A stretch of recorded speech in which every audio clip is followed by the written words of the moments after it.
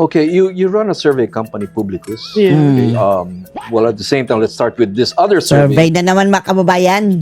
Best friend yan na Marcos eh. Alam nyo ba mga kababayan na ano? Ang natitirang mga best friends na lang ni Marcos ay yung media at yung survey firm. The rest mga kababayan nasusuklam na sa kanya, lalong-lalo na ang taong bayan. Diyan na lang siya kumakapit kapag ang Marcos ang nagipit sa media at sa survey firm kumakapit. From another company, which suggests that Lenny, well, not suggests, it shows by numbers that Lenny is closing in on the lead of Vice President Sara Duterte. So naniniwala kayo na grabing harurot ang yung ratings sila ni mga kababayan? Lalong-lalo na naglabas una is Okta Research. Lord. Tapos yung Pulse Asia mga kababayan, naglabas din. Right after na binakbakan si Sara mga kababayan, nagpa-survey. Ang tanong natin, bakit hindi nila mga kababayan, nahulaan yung pagpasok ni Marcoleta? Sa top 5 nga ba yun? Di ba mataas ang ranking ni Marcoleta mga kababayan sa aktual na eleksyon? Samantalang sa survey, hindi nga na siya pumasok sa top 20. Tingnan nyo. Are we seeing that kind of movement? Kasi yung closing in, lahat naman yan potential mag-close in dahil ang binabakbakan lang naman si BP Sara. So kung titingnan mo yan, law of averages. Pansinin nyo mga kababayan, ang binabakbakan lang is VP Sara. Wala nang iba. Meron bang mga batiko sa media mga kababayan kay Leni Robredo? Wala. Lahat pabango. Kay Tulfo, walang batikos. Walang investigative na kababayan na reports. Kay Risa, wala. Lalong-lalo na kay Risa. Tirahin mo ng tirahin Kay John Vic. si BP. Nagsimula si BP sa 60s. Ngayon nasa 30, 32, 35. That's a big fall. Oo, yeah. Diba? Pero hindi 35? Diba may isa pa nga mga kababayan, 49? Hindi tayo naniniwala na 35 lang talaga. Yan, minagic yan mga kababayan. Across 4 years. Yeah. Okay? Okay. So, with all the demolitions, ang nakikita mo, yung base vote ng Duterte remains. Okay. If you go to Mindanao, that's a high of 80s to 90s. 95%. Higher than 90% mga kababayan. Likewise sa if you go to Central Visayas, which is Cebu, Bohol, that is still in the high 70s. Okay. So, makikita mo, totoo, dahil wala naman tinitira kay Lenny. Diba? So, lahat itong mga pangalan na nababanggit, walang accusation. Ang tangi lamang... At isa pa mga kababayan kay Lenny, ano bang, Diyos ko Lord, wala naman talagang governance na ginawa pa si Lenny mga kababayan dahil yung nung vice president pa siya, wala naman siya ibang ginawa kundi mamigay-migay, kaya dali lang naman yan mga kababayan. Wala pa siya nahawakan. Tapos ngayon, andun na siya sa Naga. Bakit gumanda na ba ang Naga talaga? As is lang naman, di ba? Tira ay si VP Sara. So, logical yung pag-ungos ng numero niya. So itong 32 hindi na ito bababa. Kumbaga, it will stay in the 30s. Ang sense Pwede ko, aakyat pa. Pwede umakyat pero hindi na bababa. Kasi yan na ang base. Yan ang base. Oo. Okay. Pag But bumaba, alarming na yon. yun, Oo. yung mga yung naniniwala, nawawala. Oo. Parang yun ang ibig sabihin Oo. doon. Oo. Tapos, Malo, baka alam mo naman na magic eh. Ito ang gusto namin ipaamin sa iyo, Malo. Kung mayroon ba talagang magic dyan sa survey dahil convince ang marami na ang daming magic sarap dyan sa survey na yan eh. Daya. Okay. At the same time, you think 32, 30s is enough for her to win? Or depends on the scenario 2028? Depends on the scenario. In a one-on-one, the 30 is not enough. You need probably around 45. Okay. A high of 45. If it's 1 against 8, 1 against 7, 30. I'll go with the 30 to 35. Okay. But Malu, di ba, we've always had elections, presidential elections with multiple candidates. Minsan nga 10 yan eh. Pero in the end, dalawa lang talaga nagbabakbakan. So even if we have, 4 or 6 candidates in 2028, it will still be a square off of 2 candidates. No, but kasi pag marami ka, nababawasan yung share of vote. Di ba maliit lang naman? Minimal Kahit na, marginal yung hindi mga... ka magiging majority. Magiging plurality ka. Samantalang pag enough to win. one Like Ramos, enough to win? Yeah. 1 against 1, talagang mapipwersahan ka mag-majority. Or I'm just wondering whether even in a plurality, if 32 is enough. Yeah, it is. So who do you think will be, who she will be up against? I don't know. I don't see anyone having double digits eh. Well, Lenny. Yan si Lenny. Kalokohan lang yan mga kababayan. Bakit biglang nag-magic? Lokohin ninyo. Walang naniniwala dyan sa mga kababayan. Pagtaas din learning bigla. Magtanong kayo. Susuklam na ang lahat mga kababayan dyan kay Robredo. Well, But she's not running. That's one survey. I would believe that Lenny is a potential if in 3 surveys she maintains the numbers. Okay, do you think she's the strongest? Lenny? Yeah. No, walang panalo-panalo yan si Rene mga kababayan kung ipangtatapat yan kay VP Sara. No way. Galing sa 2 talo na eh. Oh. Vice President and But President. who else if it's not Lenny? I don't know. Anybody on the horizon? There must be Bakit ka magtatanong na Sara na nga siya? She is already Sara Duterte. somebody on the horizon. That's for your In the friend picture. to... Di ba sabi nga nung kaibigan mo, dapat mag-unite, mag-common Right, candidate. That's the challenge to the opposition. So, with Lenny serious- out of the picture, they're looking only at 2 people, Risa Hontiveros and Bama John Vic. Quino, that's a lot of catching up. for these 2 people. Yeah. And who else? John Vic says he's fine John with it, Vic he's is ready. but Yes. people may not Ready. be ready. That's what he also said. I am ready na. People might not be ready for him. No. I don't know with He's the very honest and administration. candid. Yes. And stupid. Oh. I think it's not every politician's dream to run for president. Only a few and selected ones. Mali ka. Sabi ni John Vic, everyone's dream daw yan. Being a president is everyone's dream. Ay, jokes. Ay, John Vic. Bakit naman everyone's dream? Wala naman pake dyan. Hindi namin pinapangarap maging kahit pa konsehal, John Vic. Presidente pa kaya? Can really hurdle the task. So in this battle royale, the only way to stop VP Sara Duterte is really to disqualify her, I guess. Yeah, that is why there is an impeachment. Okay. And there is a threat to perpetually disqualify her. Okay. Di ba? Ang mga holdas. If that happens, Alam nila yan ha. Alam ng lahat. who is the opposition? Well, the Duterte opposition going to field? Oh, there are several. Oh, would you mind? Baste. Those who are in Sharing? the picture, yes, who are in the picture. There's Of several course, they there. mentioned Baste. They've mentioned Baste, Yeah. and I understand he's also polling in the senatorial, Yes. so he's in the top Number 1 si Baste. 5 or no? Including Pulong is Including doing well Pulong, in the uh-huh. senatorial. So who else? So there'll be someone. There'll be someone. There'll be someone. Not limited to A. Duterte. No, not limited. There's Mongo, I guess, who's also doing Let's very see. well. Si Bato mukhang malabo na mga kababayan dahil magtatago na yan, wala na yung time magkampanya. Isa din siguro yun sa rason mga kababayan na lumpuhin nila si Bato sa kampanya, hindi na makakapangampanya mga kababayan. Oh, Let's see. Kaya ginigipit. ano talaga sabihin mo? Re-electionist Ayun naman i-reveal, no? Bakit? Baka Hindi mga kanyan, hindi pa naman measured talaga. baka naman yung yung Publicus famous, I remember you famously saying against all odds and against all bets that Marcoleta would win. And Yeah. it was very incredible at the time you said that. And he Yeah. did win. He win. Oh, he won, Black Horse, mga kababayan. right? Right. And that So would one, he be in the picture in 2020? Probably as would he Vice be a President. shoo-in? probably See? Lalaki si Barcoleta. Vice President. Only. Yeah, or I don't know. What Marcoleta showed in 2025 is that you don't necessarily have to have the money, but you need a Connection. INC parallel organization with the discipline to convert. Mhm. So what was done there was yung first 45 days he wasn't placing well. Right. But when local came in and everyone was asking for the endorsement of the Iglesia Ni Cristo, and the question was asked, what did you do for candidate Marcoleta? Did you campaign? Did you, put the Right. posters, etc.? If you did not, you will not get the endorsement. If you did, there was the conversion. So, imagine kay Marcoleta, the money came for the ads in the last 2 weeks. So, these are the all money, ground. money, okay. Yeah, these are all ground. Pumasok So, ang pera. last 45 days was the conversion of Marcoleta.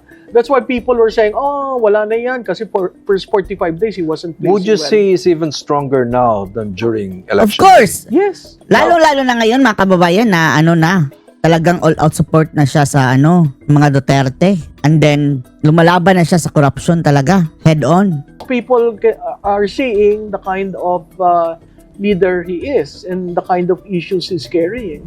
They're not popular issues, but certainly there are issues that people would love. Iniisyuhan na nila eh. Lowering the price for Pati na issue kay Cabral, dinidikit na ni Lacson sa kanya. Meralco. Right. Lowering the price of electricity, coming out with yung itong sa Blue Ribbon na nagkagulo-gulo na. Medyo counterintuitive si Marcoleta because he can't exactly say Para sa'yo. Dilaw ka he's eh. a very charming person. He's not. It's not He right. doesn't care. Doesn't care. He doesn't smile. He doesn't. I mean, that's his. Borderline grumpy, right? But maybe that's the charm, would you say? I mean, think for so. Ay, somebody hindi, in at saka- PR and Ikaw nga, kalbo ka nga, hindi nga namin pinakailaman. optics. Lumalaban. Tumakbo ka. Para malaman mo kung ano. Kung makakuha ka lang ng 1/10 sa boto na nakuha ni Marcoleta. Tumatayo at lumalaban, whether yung issue ay hindi makakatulong sa kanya, pero sige lang ng paglaban. Enough to pick Ping Lacson, who normally hindi Diba? napipick. Oo. We've seen Senator Lacson. Nonchalant yan usually. Oo, ngayon Diba? talagang Oo. para silang mortal enemies doon. Oo. Very- Dahil si Lacson hindi naman niya inaatake mga kababayan ang pagkatao ni Lacson. Inaatake niya ang ginawa ni Lacson. Nagtatakip mga kababayan sa pananagutan. Ito sa issue ng flood control. Habang si Lacson mga kababayan, ano maatake niya kay Marcoleta? Mas pogi ako sa'yo, ganyan. Out of sync ka. Invento mga kababayan. Words coming out of diba? Ping that normally never mo nakita Yeah. sa ni Ping. And and Marcoleta is a freshman. But they cannot treat him like how Yeah, Senator normally bully them Santiago to would. silence. Oo, freshman ka lang, tumahimik ka dyan. Hindi siya freshman na as in mga kababayan na walang alam. Dahil matagal na siyang legislator mga kababayan. Yang congressman is just a mini senator. Ngayon nga, mas powerful pa nga ang House of Representatives, di ba? Dahil marami sila. Grabing makapambuli. Kasi maraming alam at he went to the grinder ng House of Rep. So, Given this scenario, there's really, by your estimation, nobody in the picture for the administration right or now, for the I don't yellow see opposition. anyone. So does this leave you with a feeling of smugness? Hindi With, naman. Smugness. Because she will have to undergo the impeachment. Okay. And he can be impeached or he can get out of it. When you get out of it, you're free. There is no more dirt to throw at her. Kasi tinapon na lahat ang dumi. Parang yung tatay, di ba, in-acknowledge siya, babaero ako, bastos ako, nagmumura ako. Kaya, Ano pa? di ba, kaya kaming mga political campaigners, ay, ano naman yun, sinabi na niya lahat. Pero, ang, Wala nang impact mga kababayan ang gustong magbato ng issue. Wala nang impact. why he said those things is, ano pang gagawin yung itatapon sa akin na negative? Sinabi ko na lahat. But there's still a worst case scenario na pwede siya ma-convict at ma-disqualify. Yeah, pag nangyari yun, Would that be like the world caving in on the opposition? I think, Would that be disaster? hindi, Bahala na. Disqualify nila. Pero dapat, sumunod sila sa batas. Dahil mag-disqualify lang sila nang wala man lang sa grounds mga kababayan. That is kalokohan. hindi naman. Kasi may na-prepare ng mga parallel track so that in the event na ma-impeach siya, may sasalo. You know, I have been on record saying you can resign. But she doesn't want to resign. She wants to... She wants a bloodbath in the Senate. She wants to go to Pinagtawanan. the bloodbath. Hindi ko Tawa-tawa maintindihan. talaga sila sa bloodbath With those- mga kababayan, no? Tawang-tawa sila sa bloodbath mga kababayan. Statements, Malu, parang lalo natatakot na reinforce Hindi yung naman. fear Huwag ng naman tao. matakot. Alam mo, Fear, loathing. I'm not talking about myself, but the people who the fear, Kasi loathing of you Sarah. fear a person whom you do not know. Kayo lang naman ang natatakot sa mga Duterte. Kayong mga may criminal minds. Kami, we are safe with the Dutertes. Kami mga ordinaryong tao. Ikaw, anong kasindikatuhan mo pala, kalbo? Bakit ka natatakot? And that's a problem of Inday Sara. She is not known. Right. She is very simple. She doesn't move around the circles. So I guess my question to you, Malu, as somebody from Manila, not from not from Davao, out of that Davao shell, isn't that something you tell her, for example, na, She hey, you knows. need to reach out She to... knows. Hindi lang And naman is she ako ang doing nagsabi. Oo naman. Pero, ayaw niya kasing maging plastic. Hindi naman ako, ma'am, galing sa yaman. Hindi naman ako, bakit all of a sudden hindi ko sila kilala. That's why it was, for me, very interesting when Jasa went to Davao and they met. And I wasn't there. I was just looking at the body language. And she was all smiles. Jasa was all smiles. They don't know each other, ha? Kaya nga sabi ko, alam mo, you have to break the wall. And in that instance, she was able to break the wall. Tapos sabi pa nga niya, ang gwapo-gwapo pala niya, no? Ganon. But she doesn't move around those circles. And she doesn't want to pretend that she is one of them. Pag nakita mo siya, Patrick, yung suot, hindi mo akalain na vice president. Maybe that's a problem with Manila society. It's a... Yan. Ikaw nga, suotan ka ng t-shirt at saka normal na jeans, mga kababayan, na kala natin ito, para itong nobody. Nakasuot lang ng mga kababayan, suit. Pero wala yan. Wala ka. Hindi ka gaya ni BP Sara na kahit ordinaryong suot lang, mga kababayan, rejecting ang tingin pa rin sa kanya. Masyado tayong kumakahusga. Maybe culturally, there's a deep cultural chasm or and I was divide told by someone na Bisaya, sa Bisaya, pag sinabing papatayin kita, hindi daw yun seryoso. Kasi sa kultura ng Bisaya, di ba, strong sila eh. Pero sa atin, ng taga Manila, papatayin? Ba't naman yung word na yun? So makikita mo yung Totoo cultural ba yan? clashes. Hindi, sinabi talaga niya sa akin kasi sabi niya, Malu, intindihin mo kasi, iba ang Bisaya, iba ang Bisaya joke. Sa Manila joke, hindi nga namin kayo makuha eh. Pero kami, pag sinabi mo, papatayin ko yan. Pero siguro naman nung sinabi ni Sara na may kalbo, sige. usap na siya. Mali naman. Hindi yun Bisayan metaphor. Yun, conditional yun. Kaya nga, sinasabi ko, conditional threat. Hindi nonsense nga, mga kababayan, na pagtuunan pa ng pansin. Stupid lang ang mga kababayan. Gumagawa lang sila ng issue at saka reason para talagang ma-issue, mga kababayan, si Sara, ma-impeach. Threat based on a condition. Conditional threat. If, then, di ba? Pero alam mo, kaya yung konteksto nun, kasi masyadong inapi yung kanyang mga tao. Yan. So she will stand as a leader. Biro mo makita mo yung leader na gano'n, magaganon.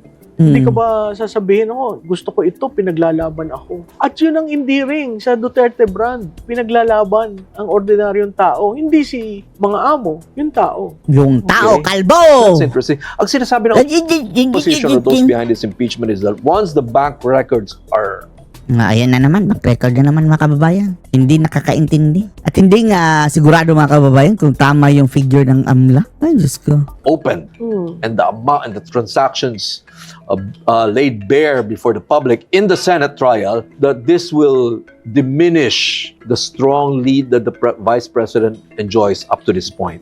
Mali naman kasi yung transactions eh. Ikaw, bilyonaryo ka. Bilyonaryo ba to? Ewan lang natin. Based sa transaction. Pero kung based sa actual cash, ano yung sa passbook mo, ano yung lumalaman, yun lang yun. Pero pag ginamit mo yung credit debit, talagang aabot yun ng bilyon. Lalo na tayo negosyo. Paliwanag sa tao yan. Ang tao, kakapit lang sila sa big number. Hindi. Sila nga ang nagde-debunk eh. Alam mo, natutuwa ako, Patrick. Kasi sila mismo, ang mga kababayan, mayroon pang ang memo yung AMLA, mga kababayan, na ang transaction is not deposit. From Madriaga to the bank account, to yung kahapon ng NBI. Pag tingnan mo pag nag-sentiment analysis ka online, makikita mo tao nagde-defend sa kanya. Yung bank. Pinagtatawanan na, mga kababayan. Pati mga experts nagsabi na, this is wrong. Ang daming bank tellers na lumabas at nag-explain, mali naman ho yan.